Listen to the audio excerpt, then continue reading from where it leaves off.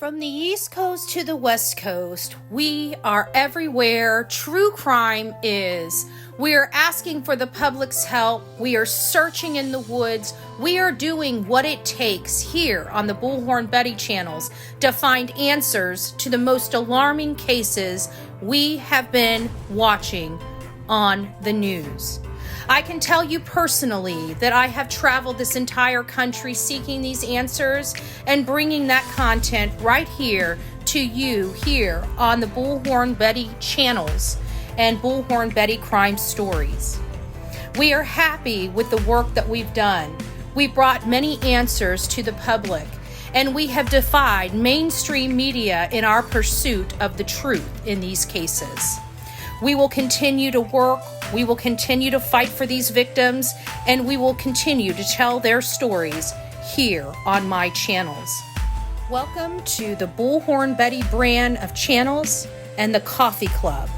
Thank you for your love, thank you for your support, and more importantly, thank you for allowing me to bring these victims' stories to each and every one of you, advocating for each of these victims. God bless you. God bless America, and more importantly, God bless our victims.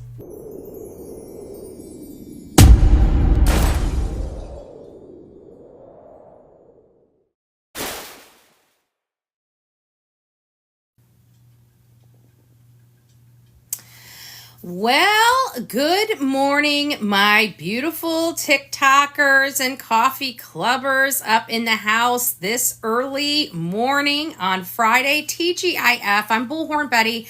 I cover true crime, and we've been covering the Sebastian Rogers case. It's nice to see everybody today. I'm hoping things calm down. I have released the subscriber-only comments for this morning as we dive into this case. Sebastian Rogers disappeared from inside his locked home on, we don't know when he disappeared. Many people are saying that nobody saw him since February 25th, but all the reports are saying he walked out his door February 26th between midnight and 6 a.m. in the morning. But there is no evidence supporting that finding whatsoever, according to law enforcement. Law enforcement did not see him on any videos. Law enforcement never got a hit from the dogs. We also learned that law enforcement also did not follow the National Center for Missing and Exploited Children. They did not fingerprint the home. They did not do forensics of the home. They searched. That is to the extent of what they did inside that home, the vehicles, or the RVs. Good morning. It's nice to see you all here. Good morning, TGIF. So, as you guys know, there was a bunch of bullies on TikTok as well as YouTube that kind of hate bonded, and really put this case in a spin. Nobody knew what was fact from fiction. We were trying to stay to the facts, but there was so much chaos and so much misinformation and disinformation about this case that it started to be boggled down with law enforcement of bunk leads and other things. Dog the Bounty Hunter came into this case. He was, trying to find out some answers. People were undermining the $100,000 reward. The FBI ponied up $50,000. Dog and his team ponied up another $50,000, making a reward $100,000. As you guys know, just from what you guys have seen on these platforms, Seth has been heavily abused. When he's a deputy sheriff. He was on call, or not on call, he was literally working inside the Davidson County Jail at the time his son disappeared. He had not spoken to his son since the Thursday before he disappeared.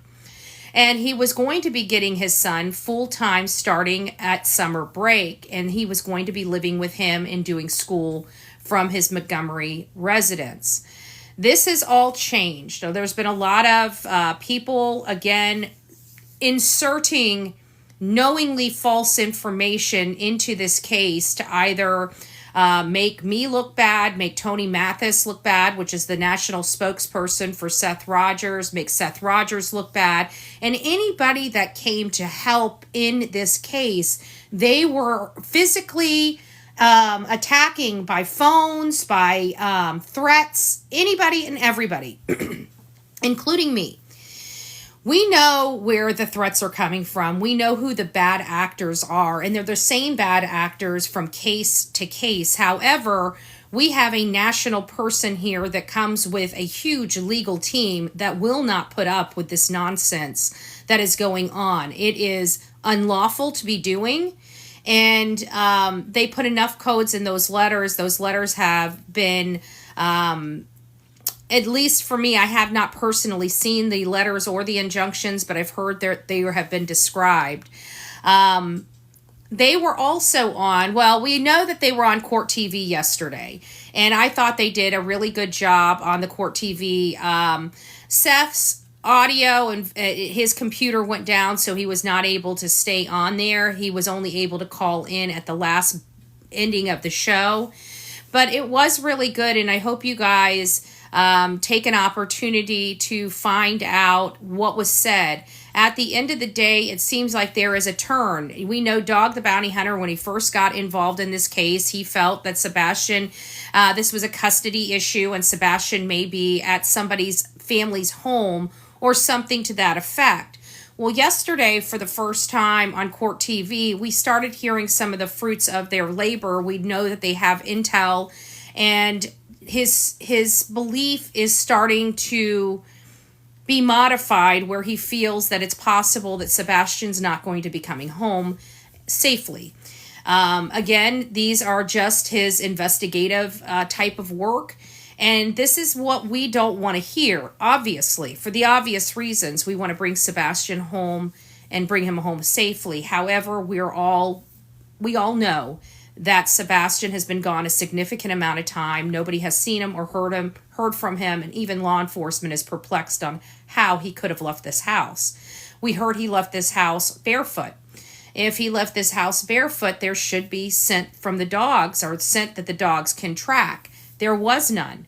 So all of this entire case is really bizarre. And then you have people that are associated with this boy's mom and stepdad, intentionally and willfully interjecting bunk information, flat out lies as fact, to alter this investigation, to keep law enforcement looking in different areas other than the actual search into this boy. Every time a bunk lead comes into law enforcement, they have to stop what they're doing. Remember, there's only one detective on this case. That detective has to stop what they're doing and investigate those new allegations instead of working on finding Sebastian or pillaring through the huge pile of forensic data.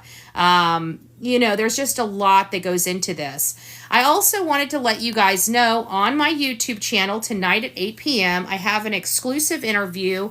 I'm not quite ready to identify my interviewee at this point. You will have to be over there at 8 p.m. Eastern Central Time on the Bullhorn Betty channel on YouTube in order to get this interview. This interview is going to be a little different than what we have been accustomed to in the past, but it's going to be very knowledgeable and information related to the Sebastian Rogers case, and I hope everybody does decide to attend. And then, of course, the next question and what our topic of discussion will be this morning on the Bullhorn Betty channel is where to turn next. We have a lot of information related to this young boy and his disappearance, predominantly a video that identifies at least unusual behavior on the outside of his home in the early morning hours of February 26th when he disappeared. It was around 3:30 to 4 o'clock in the morning. We can clearly see an unidentified vehicle there waiting where light sources appear to approach. And it appears that one light source goes back toward the house while the other one disappears and the car decides to leave. So it is assumed that that second light got into the car and left. This has been wildly speculated from it being a trash truck, which we heard from Miss Bobby, there's no possibility of this being a trash truck, because later in the video, they actually saw the trash truck come through the area. And that was about 2 hours after this event occurred. So definitely not the trash truck, definitely not a school bus. This is definitely unusual behavior on the outside of that house that appears to lead to a unidentified vehicle. Some people have been doing overlays. I personally did an overlay with a QX80 Infinity, and it appears to match the back of that vehicle, or the back of that halo that you see in that image very, very well. Let me see if I've got that. I might actually have that in, I might have deleted it already because my phone is getting a little gunked up. Nope, I got it right here. So there's the back of the vehicle right here. And you can kind of see it there. And then it's too big. I have to make it into format for this particular live. I'll have to do it on tomorrow. I'll make sure I get screenshots that will fit in here. But it fits on the back. Now, some people say that they think it is a pickup truck. The only problem I have with that is you can clearly see a glass. You can see light reflecting off a glass as if this is a hatchback. So again, it's a sedan in my opinion. Well, I tried putting sedans in there and it doesn't work. It doesn't line up to the front lights. I've tried multiple sedans, from a Toyota to a Mercedes to, it doesn't fit. So there's no possibility of that being a sedan. The other possibility, in my opinion, is a minivan. I haven't started working with minivans yet, but that would really, because in a sedan, you have a glass that's diagonal.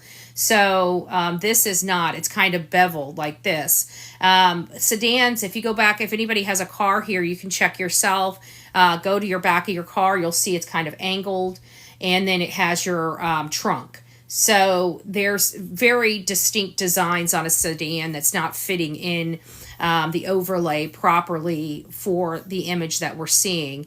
Now, like I said, I believe we might be able to look at minivans, but I think minivans or SUVs are what it's going to be. But somebody has been doing some, video engineering or photo engineering and believe it's a pickup truck. I have not started putting the pickup trucks in there yet. I think the pickup trucks would be entirely too long to match with the front lights. But it's definitely worth a shot. So many of you guys know I have been extremely busy. I've had, I've got court stuff going on in Tennessee. I got court stuff going on in Illinois, and definitely want to make sure that I'm able to spend some time on this. So I've just been boggled down with a bunch of court stuff.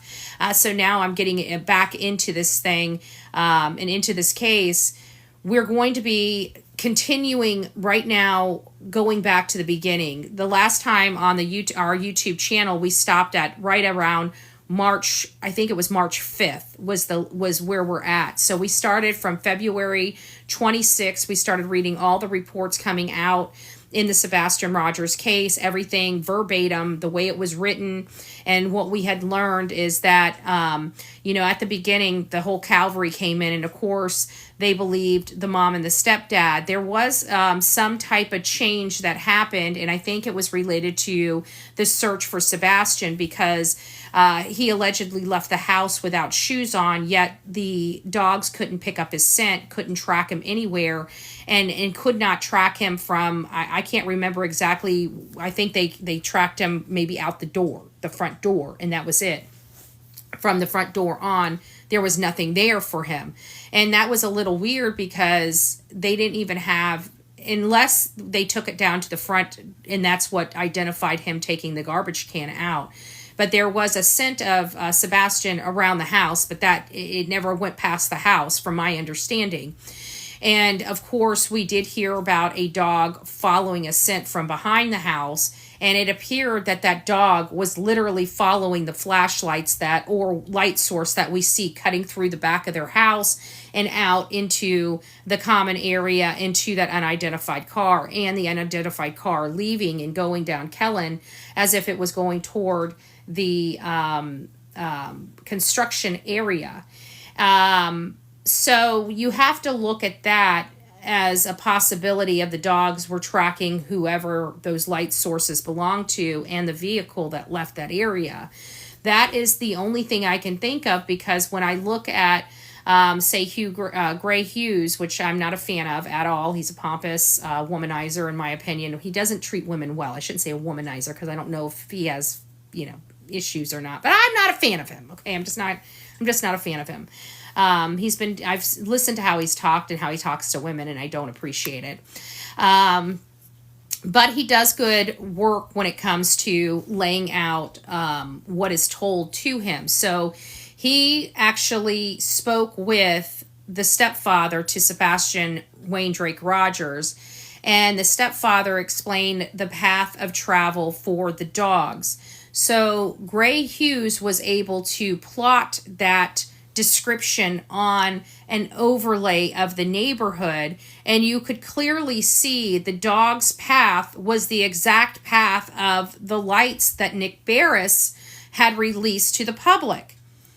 So it sounds to me like the dogs were tracking whoever left that home.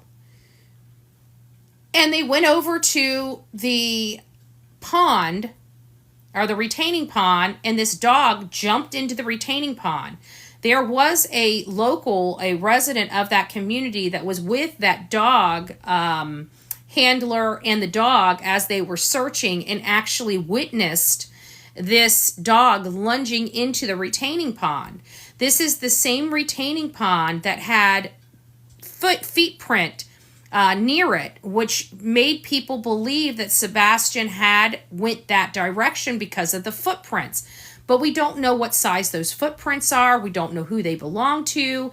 And did somebody go in there and clean their feet off, wash their hands, or throw cleaning supplies such as rags or paper towels into the retaining pond to make this dog jump into the retaining pond? Those have never been identified. We learned the retaining pond was drained and the retaining pond was walked. That's really all we have. As of March 20th, that is when the mom and the stepfather went on a YouTube creators channel called Smiley's World. I personally know Smiley, and she is a very nice lady, but she can be very strong when she needs to find out answers. So this was a very rough interview. It was respectful, but it was one of the hardest hitting interviews I think the parents had to deal with at that time. And we had learned from the stepfather that no fingerprints or forensics had been done of any home, vehicle, or camper. And that was very concerning, because that was the first time we realized that Sumner County failed to adhere to the National Center of Missing and Exploited Children's directive when it came to missing children, moreover, an autistic missing child. The statistics of parent unaliving a autistic child is up 20%. 20%. It's 20% more likely that a parent would and could unalive their autistic child. Now, I'm not saying that that's what's happened here, and I may have the number slightly wrong, but I know it's definitely elevated. And at the end of the day, do we know this happened or not? We do not know that, okay? What I can tell you from my purview, from my opinion, from where I sit, is that the story related to the day before he disappeared has changed. The story related to the evening before he disappeared has changed. The story related to why they believe this boy walked out of the front door has changed. So we have a boy that went to bed, allegedly. We have no evidence that he went to bed. Okay? We never heard of any, out of all the interviews that were done, we never heard of any of his evening routines. What we heard from the mother is that they went to, let's just recap the day.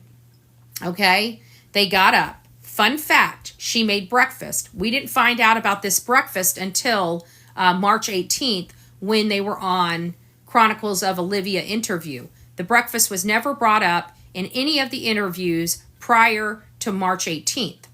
So we heard that a breakfast was made. We heard Sebastian again. This is later down the way, almost a month later. These statements are realized. He was so happy he bragged with family.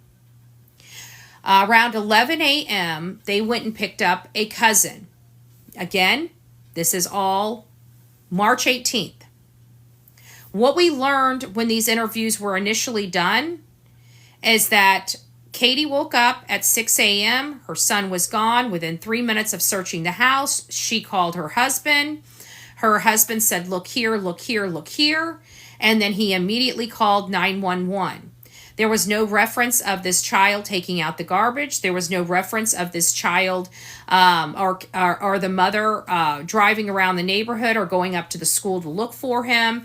It was just, they had a great day the day before. They came home around 6:30. Sebastian played in his room to 9. She asked him to go to bed. He said, good night, mommy. Good night, puppies. He went to bed. She started falling asleep on the couch at 10 p.m. She's awoken by her husband at 11:30, and she's in bed by midnight. Midnight is when she was asleep. She made that very, very, very clear. She was asleep at midnight. Well, that story has changed. And now we're going into the Chronicles of Olivia interview where they made a fun breakfast. They left the home by 11 o'clock. They went and picked up a cousin. They took the cousin with them to BJ's, where the cousin met the mother, Aunt Melissa. Then they had to get snacks because he's a growing boy and the growing boys need snacks. So they came home with the snacks to put the snacks away. And we don't know how long they were home at that time, if anybody came over to visit with them. What transpired from the time that they made it home to put away the snacks to when they went to the bowling alley to play video games. When they went to the bowling alley to play video games, we have no idea how long they were there. We learned that it most likely wasn't for bowling. It was for the video arcade. They left from the bowling alley, went over to the Texas Roadhouse Grill. The Texas Roadhouse Grill caught them on camera leaving about 6:30. This is dubbed the Proof of Life video that Seth Rogers was able to preview. It was described that Sebastian was in a long sleeve shirt, jeans, and his tennis shoes. According to his mother, they made it home. And when he got home, he went and played in the room. Now, there was a time, and I'm not sure if it was the Chronicles of Olivia interview or not, that the garbage, him taking out the garbage, came into effect. I do know that March 3rd, there was indication the mom and the stepdad were on the phone for a significant amount of time. The problem is the way it was explained. So on Dutch's 3-3 interview, another content creator on YouTube had one of the very first interviews with the mom and stepdad before this case, grew legs and became this national news story. And she's a smaller channel, but she was wanting to interview them. And I feel like this interview was the dry run to their mainstream media interview. Duchess spoke to them prior to them coming on to her channel, and what she learned was that Katie's story was she went to bed at 10, or she started falling asleep on the couch around 10. However, Sebastian went to bed at 9, and that she awoke shortly before midnight and went to bed at midnight. And you hear Katie confirming and chiming in, yes, midnight. Then Chris, the stepfather, ends up chiming in and saying, I want to make something crystal clear so we have transparency. Me and the mother had a significant phone call at 9:43 or 9:46, and it's already been confirmed and dismissed basically by law enforcement, including TBI in Sumner County. They know about this call, basically is what he's saying. But it does not bode in with the confirmation of events that the mother had just stated. She said she was falling asleep at 10 p.m. and awoken around midnight and went to bed at midnight and was asleep at midnight. Well, he chimes in right after it and basically says, well, she called me at 9:43. And I'm having a question on how can somebody call somebody and fall asleep within 17 minutes of making that phone call? It doesn't make sense. And then we learn on the Nancy Grace interview that not only was she speaking to her husband, falling asleep on the couch, she was also studying for her course at DeVry. And it's like, now we're studying? I thought you were falling asleep. And Chris says that basically she was falling asleep and he woke her up. So she fell asleep, which is what she told Duchess happened. I was falling asleep around 10 p.m. and she didn't get back up again until 11:30. That means that the stepfather would have had to stay on the phone with her for an hour and a half listening to her snoring. That's the story that they have given the people. There are 4 people that, in my opinion, may have answers in this case. 4. And of those 4, their alibi is, I was home alone sleeping. There is only one person in this entire story that has a true blue alibi, and that is Seth Rogers. And his alibi isn't I was home sleeping alone. It was I was at work on camera inside a jail where you can't breathe without somebody knowing what's going on. He's the only one that passed the polygraph test publicly. He's the only one that hasn't given people a whole bunch of bull hockey when asking questions. He's the one that's willing to take truth serum to clear himself and allow people to just move on to the facts of his son's case. People have intentionally and willfully destroyed this deputy sheriff's reputation to help somebody that was last seen with this child. All these people that are putting out this misinformation and disinformation come back to one side of the family, which has us scratching our heads. We have Dog the Bounty Hunter and Nick the Hat coming out and sending cease and desist letters to these people that are threatening them, that are brigading the parole offices, that are brigading Dog's tip line with bunk leads and misinformation, and also the sheriff's office. These are the techniques of these hate channels.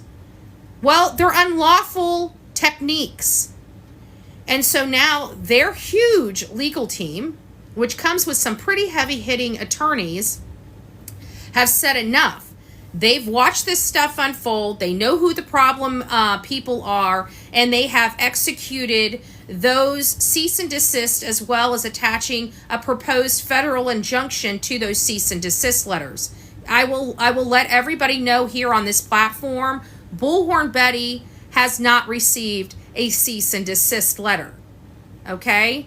Why? Because we keep everything factual. We build upon the factual information. When we speculate or opine or provide our opinion, it's based upon true blue facts of this case.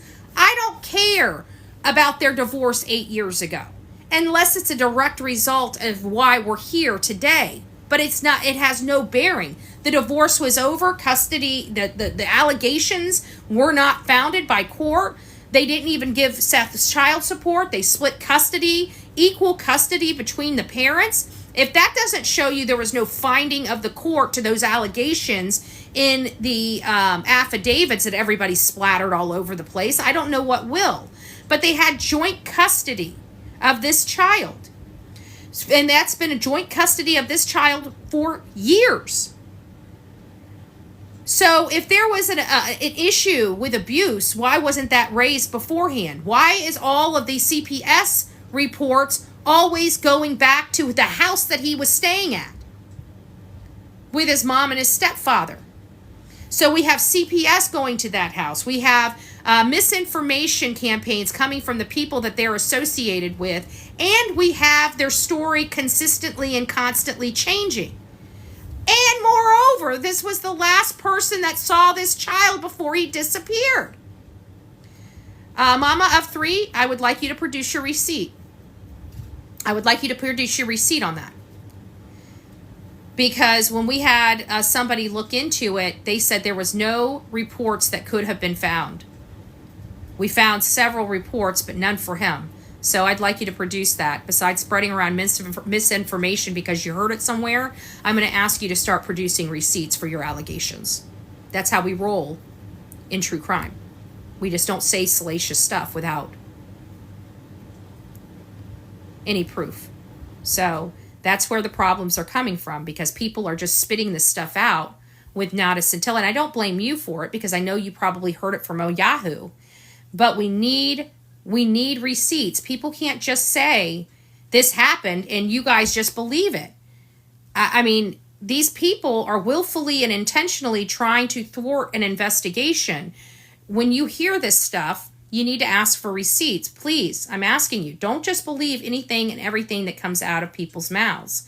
Everything that I produce on my channel can be corroborated and supported either by news stories, law enforcement's direct response, or some type of corroborated information. I don't go and just say, oh, this happened, right? Even my opinion on this is based on facts. It's based on the fact that we have inconsistent statements. It's based on the fact that we didn't hear this and this in these first 2 statements. It's something that I can show you and produce to you to show you why I came up with that conclusion. Not that the conclusion is accurate, right? Because it's my opinion and it's speculative in nature. But I do have the receipts to get you where I'm at. These people are just spitting out stuff wildly, and you guys are just hook, line, and sinker. So this is where we need to start honing in on these creators and demanding that they just don't say stuff out of their mouth without them being able to corroborate it. May I ask you a question and have an adult conversation? When you started off like that, that's condescending, so it doesn't sound like you really want to have an adult conversation. But I'm always open to an adult conversation at bullhornbetty@gmail.com. You're more than welcome to send me an email, and I'm more than welcome to correspond. I don't think corresponding here on a live channel when you already clearly got one scintilla of information factually wrong. So obviously you don't have a lot of information, and I'm happy to share with you some of the information I have so you are brought up to speed. But you can do that at bullhornbetty@gmail.com. But thank you for your response. I just want to let you know you got to quit listening to people, because especially ones that don't produce anything other than their words. On my YouTube channel, I have the ability to have this thing called StreamYard, which I can share my screen and we can go over interviews and we can read articles and you can read exactly what I'm reading side by side as I'm talking about it. On here, I don't have the ability to do that. So if you want to have an adult conversation, the best place for us to communicate would be at bullhornbetty@gmail.com. And if for any reason something like that is relevant or I'm wrong about some information, I'm glad to bring that here and share that with the public.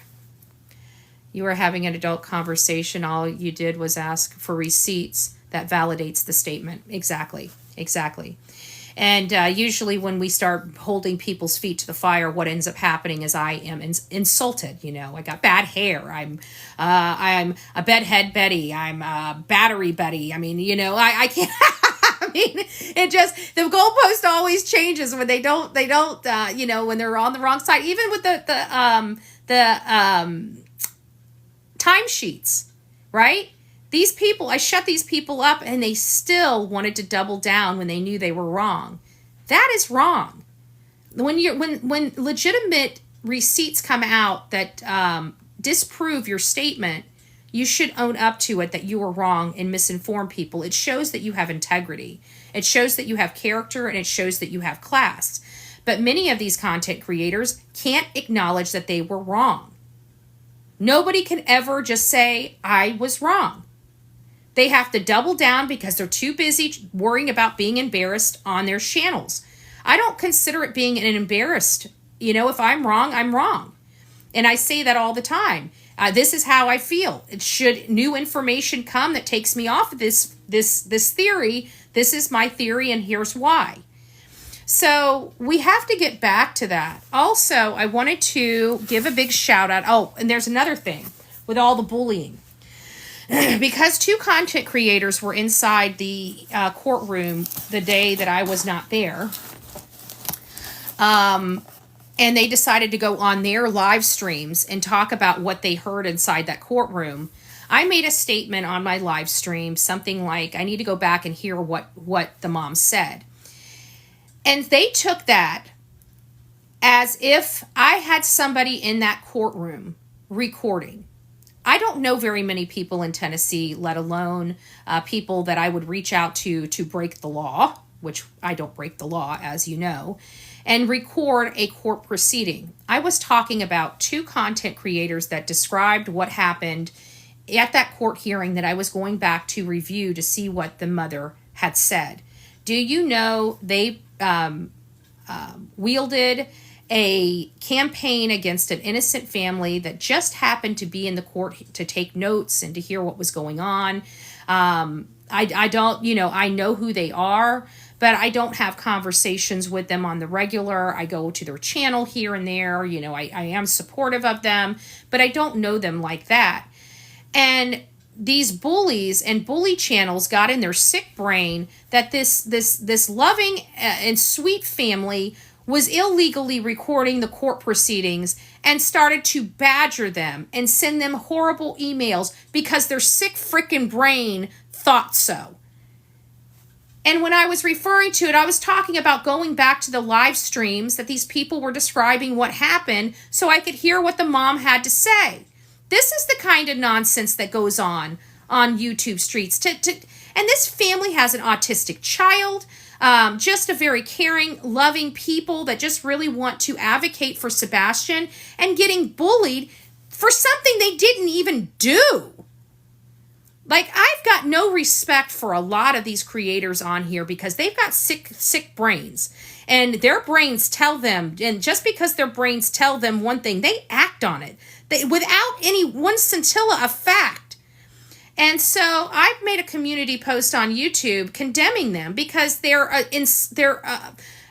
badgering and harassing an innocent family that didn't do anything but show up to find out what happened. I was not there. I learned about all this stuff in real time with everybody else. And so it's disgusting to me what these people do. If they think it, they believe it, they act on it. And they go real life. Real life. Not just talk about it on their channels. No, start reaching out to people and harassing people. Physically harassing people, calling them, emailing them, blowing up their messenger. That has to stop. Who the hell do you think you are? You are not entitled to go and reach out to people that you don't know and accuse them of things. If you want to say it on your channel, say it on your channel. But actually putting action behind that is the reason why all these cease and desist are going out, because you animals don't know the limits.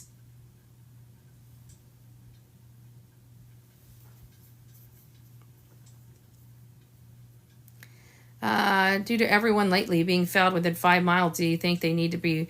Well, listen, the real on this is Elijah Vu. He's a 2-year-old that disappeared, or 3-year-old that I think he was 2 years old. I think he turned 3 while he was missing, but a 3-year-old that disappeared from Two Rivers, Wisconsin, and they searched for him. The searches never stopped. That was a law enforcement body that never pushed away public. They knew that this child was missing and they wanted to find him, and due to their long efforts of searches, continued searches, week after week, month after month, almost a year later,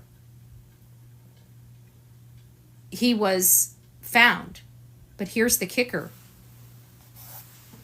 He was found in areas that had been searched multiple times by law enforcement, including cadaver dogs. This is the second case that this has happened in. If you guys remember Brian Laundrie's case, which I was involved in, he was out there. He unalived himself. He was within 500 yards of where the dogs were. The dogs did not pick him up. We didn't have, the vultures or bird activity. I was out there every single day for 5 weeks searching for this man. And there was no indication that we hear or accustomed to. So this is, we put a lot of stock in the dogs, but this is the second case that, and there's probably more, but this is the second case I've discussed where this area had been searched multiple times and they could not locate the victim. This one when hunters actually went out and were on this, I don't know, like a Girl Scout type of camp, a girl camp, and they found him in shrubbery. It was overgrown. So I don't know how they found him. Maybe it was their dogs that found this child. But this child was ultimately found. And the most alarming things is that this area where he was found was searched multiple times by a lot of law enforcement, including canines, and he was not found. So the answer to that is yes. I don't think that anything can be searched enough when it comes to this. That's just my... a hunter found him. Yeah, a hunter found him. And so that's, of course, naturally, I would always say that, yes, everything needs to be searched and researched, even with dogs, because sometimes dogs don't catch the scent. Sometimes having a different dog might help. But it's my understanding these people will not allow any more searches. I mean, they don't mind saying that they're wanting people to look for their child, but when people actually want to look for their child, they say no, no, no, no, no. So basically what they're doing is showing face to the public, but what they're doing behind the scenes is totally opposite of what they're saying to the public. I can say that personally. I've experienced it personally, right? I hung up. Good gracious, Delilah. I'm live here. You want to say hi? Would you like to say hi to everybody? There she is. Aw, the baby. That baby. She's the one that keeps knocking over the camera. There's her Gene Simmons. But she keeps knocking over the camera every time because she likes to be up under the covers. But when she hears me talking, because she likes to be up under the covers. But when she hears me talking, she likes to poke her head out. And when she pokes her head out, she moves the camera. So there's the camera disturber right there. Don't worry, she's a cute camera disturber. I'll take her disturbing the camera any day of the week. Yeah, she's sweet. She's sweet. She's my baby. She's such a baby. She is a baby. And she's starting to get more and more curious outside. Like when I used to take her out, she almost seemed scared. And now she enjoys going out and she just sniffs everything. She walks everything. She looks like a little hunting dog. She's got her nose on the ground and she just walks back and all the way up and down the yard. So it's nice to see you. But we definitely want to start having better advocacy for Sebastian. I know people don't like, they're like, well, you're picking on this. I'm not picking on a family, guys. I'm really not. At the end of the day, the mom was the last one to see this child alive, and law enforcement said that they can't figure out how this child got out of the house or any scent proving he left the house. This is coming from law enforcement, okay? We have to look at this. We have to look at this deeply, okay? We can't just dismiss this information. This is huge. And then we have the light source film in the middle of the night, and clearly one light source heads back toward their home. Only one person woke up that next morning. And let me tell you, she was not in pajamas like she should have been if the events unfolded the way that they did. She was fully dressed, hair brushed, okay? You tell me when she had time to do that. You know? You got to think about this. I'm not picking on a family. These are the facts that are leading me to my opinions and theories. I'm using facts to derive my opinions and theories. Yes, I do. You see it. This is what I do all day, every day. Ellie said there's no evidence of foul play. Why not start looking toward a That's not actually what they said, Jeep Girl. He actually, his full statement was there's no evidence of foul play, and there's no evidence that there isn't foul play. That was his full statement. They're not looking at the abduction theory because there's no evidence toward that. This child was sheltered. He didn't know very many people. He wasn't online. There has to be things that point to an abduction for that to be an abduction, and everything that they've seen, from my understanding through news reports and other even interviews, that's not a possibility because he had no contact with any third party unknown to the family.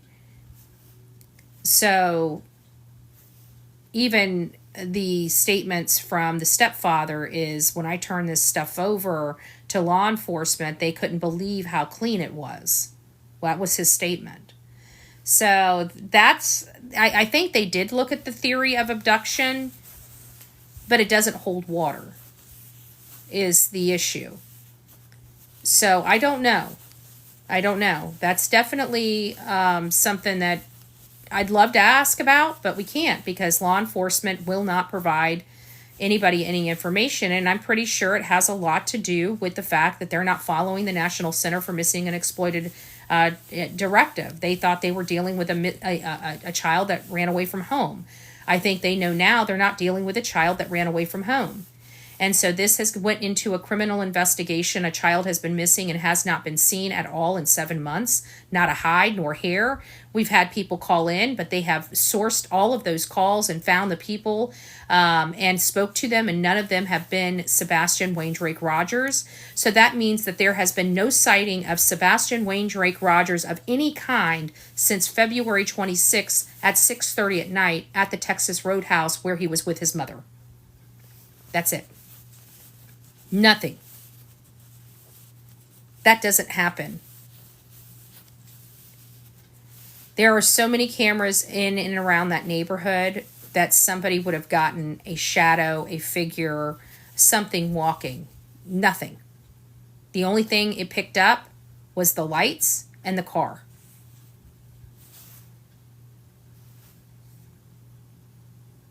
And also remember this. If you look at the timing of when the call ended, because they were on the phone for about 2.5 hours, right about from 9:43 to about 9:30, or excuse me, 11:30, 11:45 when they got off the phone. If you calculate that time to the time that we have the light source, it is about 3.5 hours, 3.5 hours to 3.5 hours, and or three quarters, a quarter to, you know what I'm saying, like 3.5 hours to 3 hours and 45 minutes. That's what I'm trying to spit out. And that's the exact time it takes to go from his home to Memphis. So, I mean, you have to look at that too. The timing is there as well. This is pretty significant in my world when we're putting together cases like this. We look at a lot of timing. Now, it's not just about the timing. Now, you need to have the evidence that the stepfather left, right? I don't see how he's going to be able to avoid all the cameras from Memphis there, but the problem is law enforcement wasn't looking. Nobody went around there, that whole entire Mississippi area. Nobody knew this child was missing. That tells me right there that law enforcement didn't even look or check. Again, another failure. So I can identify multiple failures from law enforcement, including TBI. I understand why Seth is so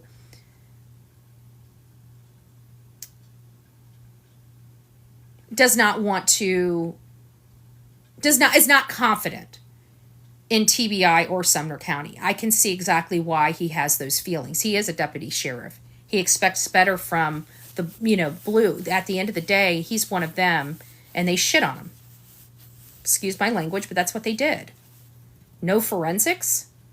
His son is missing, and they want to treat the people that last saw this boy alive, that keep changing their stories, like they're kings and queens, while poo-pooing on him when he's just trying to find answers. I can understand exactly why this man feels the way he feels. I can see exactly why he only wants to work with the FBI. I can see why he's directing anybody that has information to send. Seth changed. No, he didn't. Please send me the receipts. His story has been the exact same. Trust me, I've been following this case. I've got notes. And as a matter of fact, I am the one that absolutely stated that we get nothing but the same exact information from Seth over and over again. It's always the other side that changes. I'm sorry, Mama of 3. I don't know who you are listening to.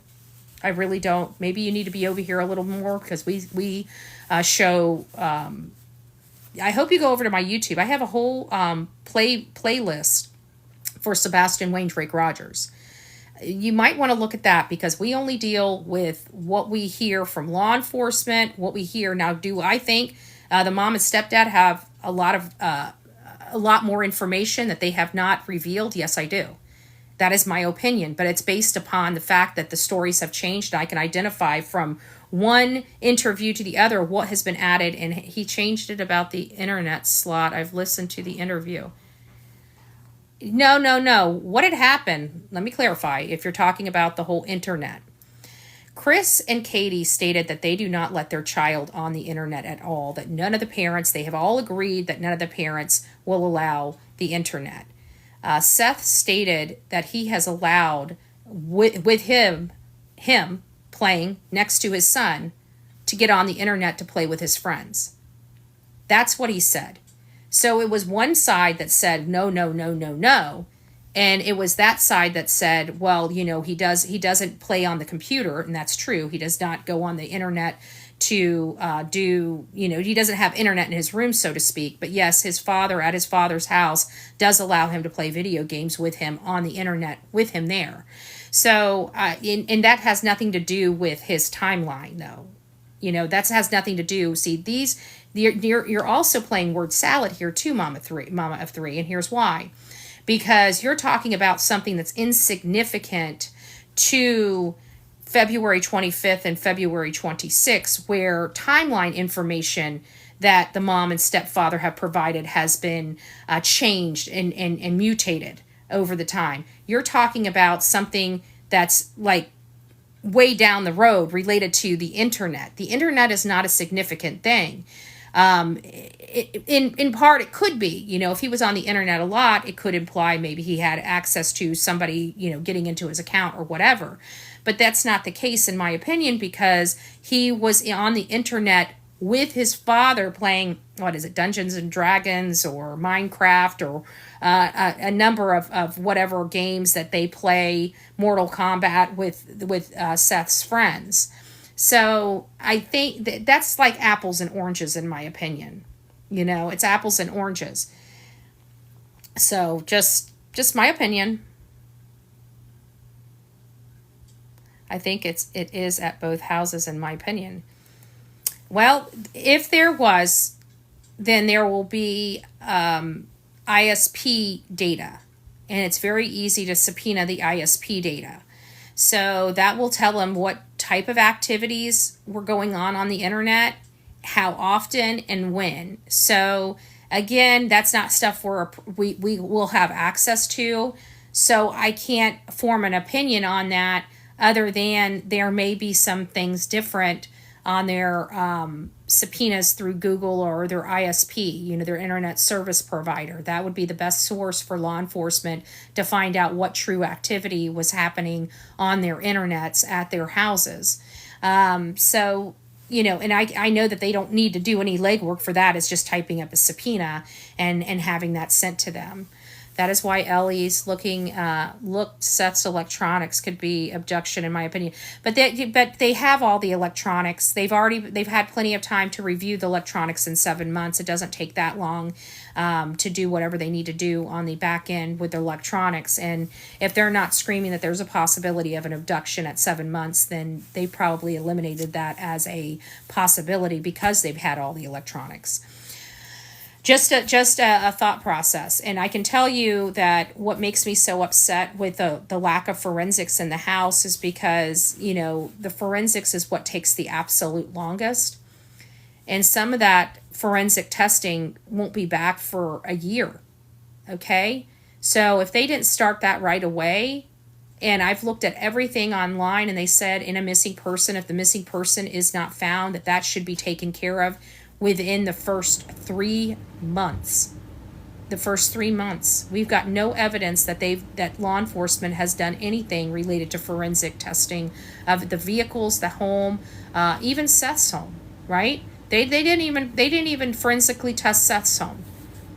So for those that want to make the stretch that a man that was in jail had something to do with this, then which is wrong. I mean, it's just factually wrong. You can't be in two places at one time. He was physically on video camera. So there is that. But even if they did, wouldn't you want Seth's house forensically tested? They did nothing at any of the houses. It's very frustrating. It's very frustrating to say the least. Unfortunately, I think he has came to harm and is no longer with us. Well, as unfortunate as that is, it seems like Dog is now, which he's been tracking, he's, world known for his tracking capabilities. I mean, he's captured over 10,000 fugitives. His track record is good. And when he came into this case, he was talking about, possibly being a custody thing. And now, from the court TV interview, it doesn't sound like he has that same opinion. It sounds like it's gone to that opinion as well. I don't think any parent did anything. I have always thought abduction, lured out. But he has to have access to somebody to be lured out. I mean, this is not a normal kid. This is not a normal household where people were online. This is not where, he never left. He was at school with people he knew. He came home with people he knew. He was always with a family member or friend or inside his house. He didn't go out anywhere. And at his mom's house, he couldn't even use the internet. She blew a gasket when she found out that he did an online class at school. They were anti-internet. You have to have motives, means, and opportunity for something to exist. There was no means or opportunity for this stranger danger. And did you know that stranger danger is the lowest probability of missing children? Statistically, the lowest probability when it comes to missing children. The lowest. We were all taught stranger danger in school. Nobody ever taught us to look at our family sideways. Okay, we were taught to look at everybody else sideways. And then come to find out when I'm 45 years old, it's the lowest probability. Does it happen? Yes, it does happen. But it's more frequent that when kids go missing, it's related to somebody that they know or family members. That's statistics. The fact that there is no evidence of seeing Sebastian leave the house as well. And we also have on Smiley's World the stepfather stating that when they were asking, are you sure somebody didn't break into the house? He's like, oh, well, if anybody came through that front door or had access to that front door, they would have been caught on the Ring camera across the street. Even though it wouldn't have been clear, you would have seen a shadow. Well, that would be true if somebody walked out that door. Nobody walked out that door. They had a specific door they said this child walked out of. There's a Ring doorbell camera from across the street that's looking at this house. And not intentionally, just by where the Ring doorbell camera is on their front door to the neighbor's front door. It just is what it is. And so that camera picks up people going in and out of that door. So nobody came in it and nobody came out it. That's what I'm doing. I mean, Dan, wasn't he just recently diagnosed with autism? Well, yes, but it wasn't just recently. Everybody keeps saying it's recently. I think it was like a year or two before this happened, if I'm not mistaken, that he was diagnosed with autism. But people misunderstand why it took so long to diagnose him with autism. But you have to go back to the gene stuff. What is it? He was missing chromosome. He has a chromosome deletion syndrome. And when you read about that chromosome deletion syndrome, you learn that is what it makes it very hard to identify like ADHD or autism because of that syndrome. So I think they went to a specialist and realized that not only does he have this syndrome, but he also has the autism as well. So it was really the chromosome syndrome that made it very difficult to diagnose him with the autism, and why the autistic diagnosis was within the last year or two.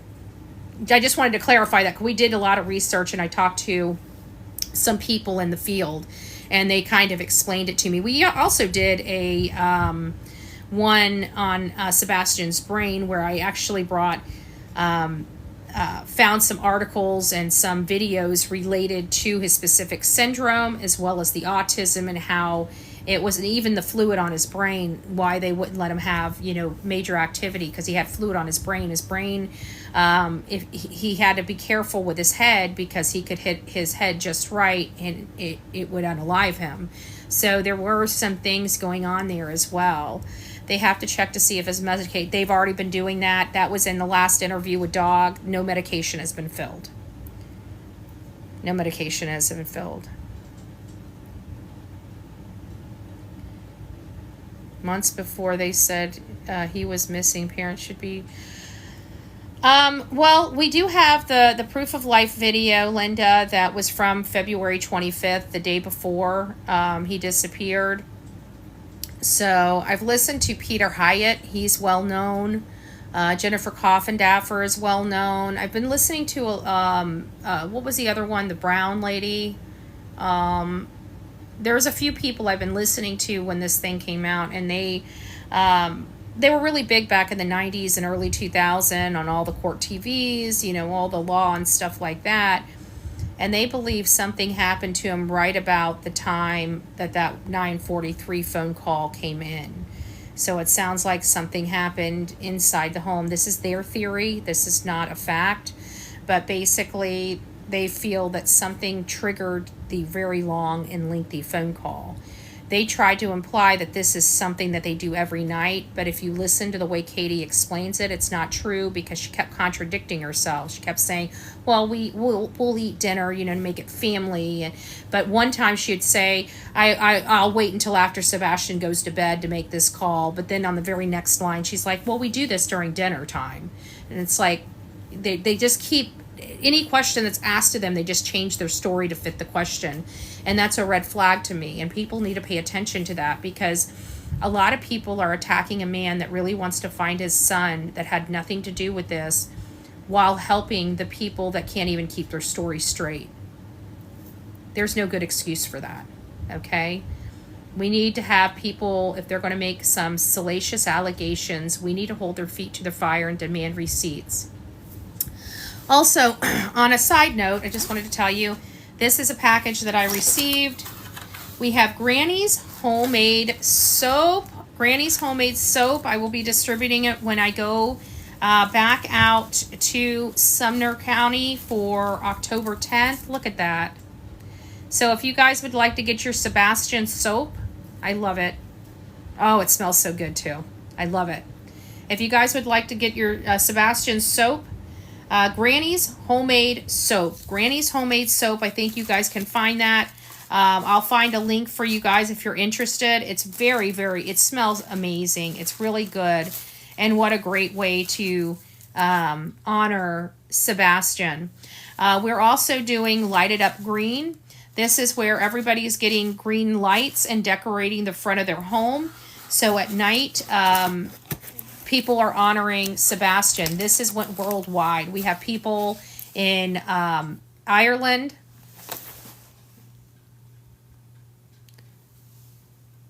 We have people that were in Ireland that did it, the UK that did it. We have people all over the United States that are doing it. I'm going to be preparing a video, but I really do hope that if you guys really care about this kid, and there's been so many people reaching out to me asking me how they could help.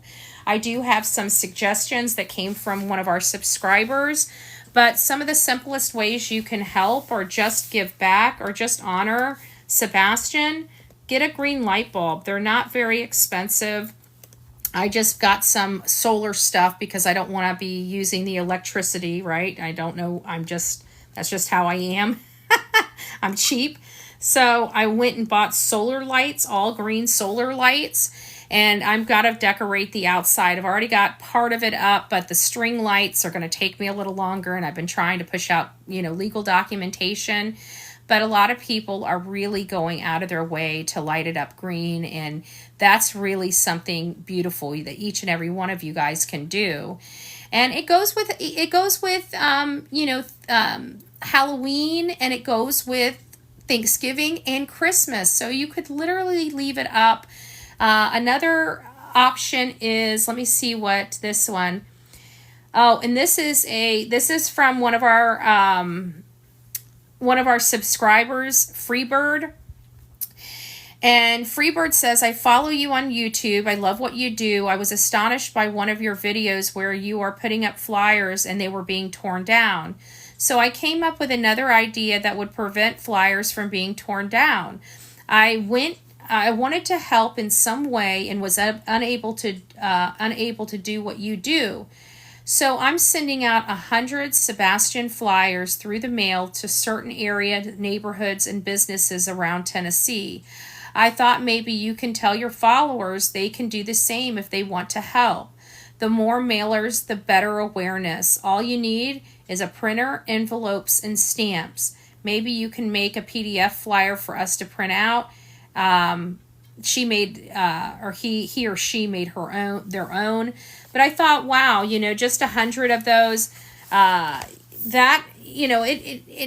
people that can do it. I understand that a lot of people, especially in this economy, are unable, to barely rub two nickels together. So I absolutely understand that. But those that have the time, a printer, have the things necessary to do it and want to help and want to give back, that is a great idea, a great way to give back that everybody can do. At the end of the day, it's about Sebastian Wayne Drake Rogers. I hope the creators can get off the peeing contest and start coming back down to reality and realize that this boy's life does matter. We really need to be focusing on him and focusing on bringing him home. Something has happened, okay? This is not a game. His father is missing his son. His father is crying every night. We can't even get the mom and the stepfather to even barely breathe a comment. They're doing nothing really of substance to get their son's name out there and to find answers. As a matter of fact, they're doing just the opposite.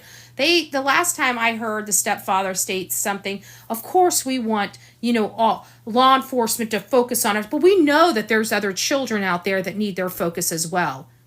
What? I have never in the life that I live doing this type of work ever heard a parent care more about somebody else's child than their own. On one hand, Seth's saying not enough is being done. And on the mom and the stepfather's side, it's like, well, they've done everything they can. We know that, we understand that there's more things, better use of their time than looking for our child. That's what I heard, even though that's not what they said. I have a problem with their behavior. I have a problem with the words that they're using.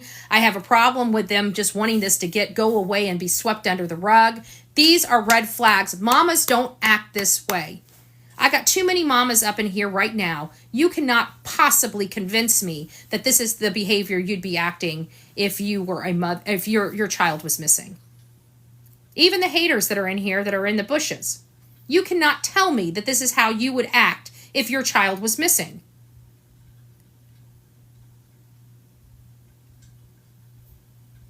It's just not right.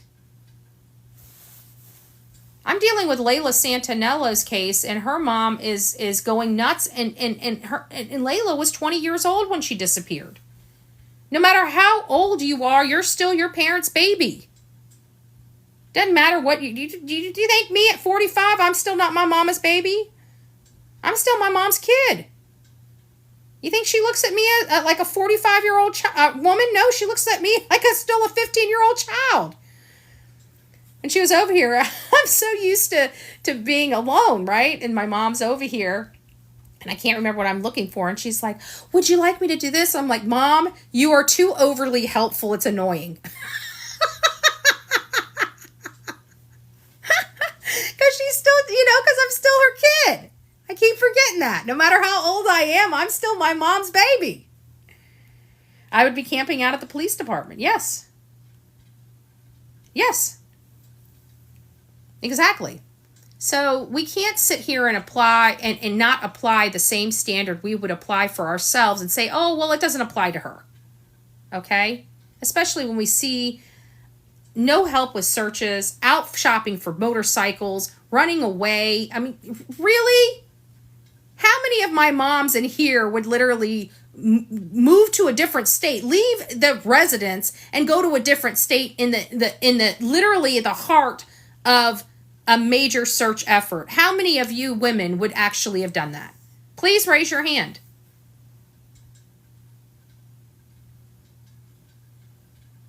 Exactly. I agree with you, Denise. I mean, I'm sorry. When you're missing a child and there's no evidence of this child leaving and no scent, and then you leave, that's what people like me call red flags. Okay? It doesn't smell right. It doesn't meet the smell test. Okay? So again, these are the reasons why I have my opinions and my theories the way I do. It's not to pick on this family. It's because all of these darn red flags keep popping up everywhere, and you can't help but to say, this is not right, and this is where our focus needs to be. Okay? That's why. And that's the only reason why. If these behaviors were being had by Seth, guess what? That would be my primary focus. That's when I'd say we need to be looking over here. I'm not the one that made these behaviors come out of them or these actions.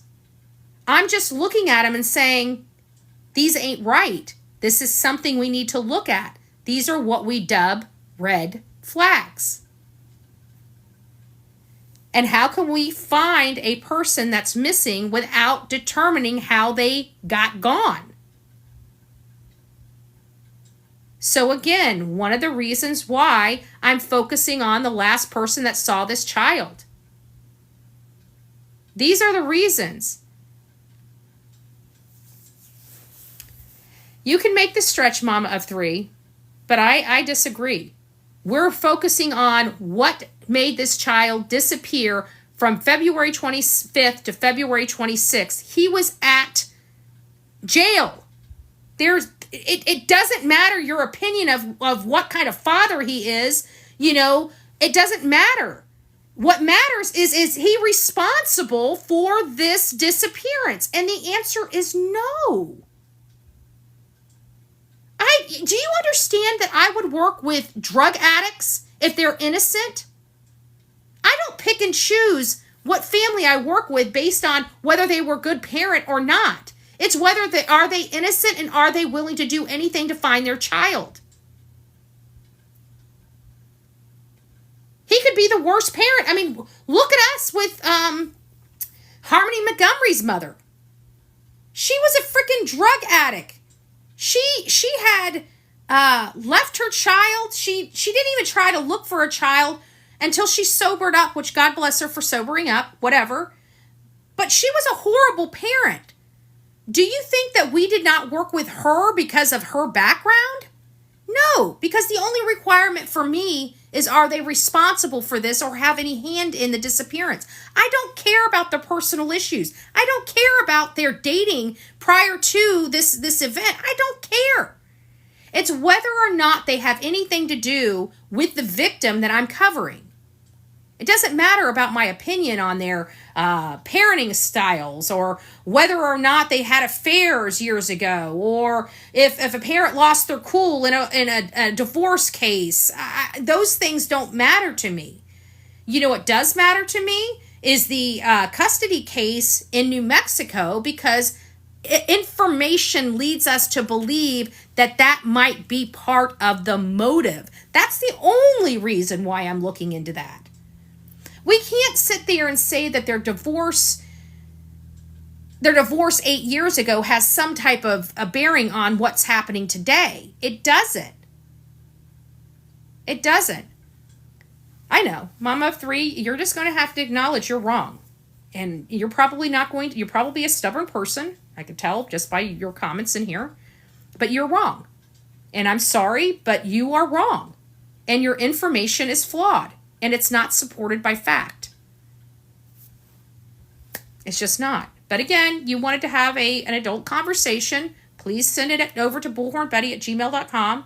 I'm happy to go through the bullet points of exactly what you have wrong.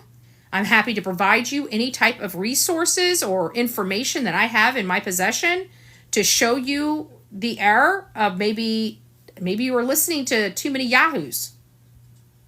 There's a lot of snakes on this platform that like to manipulate their audience, lie to their audience, and then capitalize financially from their audience, say with $45,000 in a matter of 2 weeks. Just saying. There's no red flags on Seth's side when it comes to the disappearance of his son. You may say, oh, well, he had this back then. I don't care about that.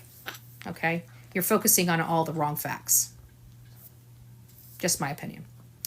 All right, guys. I want you guys to take care. We've been on here for over an hour, but I haven't had much of a time because of all the chaos.